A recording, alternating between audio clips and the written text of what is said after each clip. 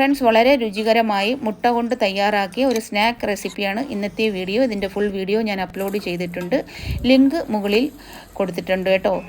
ഇതിലേക്കായി ആവശ്യമുള്ളത് 2 ചപ്പാത്തി ആദ്യം തയ്യാറാക്കണം.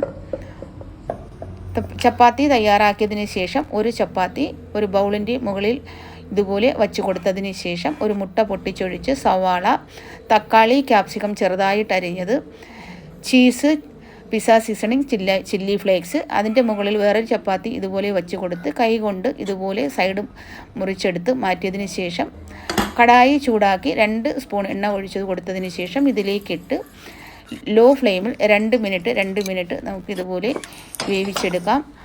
2 സൈഡും വെന്തതിന് ശേഷം ഒരു ചിമട്ട കൊണ്ട് ഇതുപോലെ പിടിച്ച് സൈഡും ഇതുപോലെ വേവിച്ചെടുത്താൽ അടിപൊളി ടേസ്റ്റും രുചികരവും ആയിട്ടുള്ള മുട്ട സ്നാക്ക് ഇവിടെ റെഡിയായി. ഇഷ്ടപ്പെട്ടാൽ ലൈക്ക് അടിക്കാൻ മറക്കല്ലേ. Thank you for watching.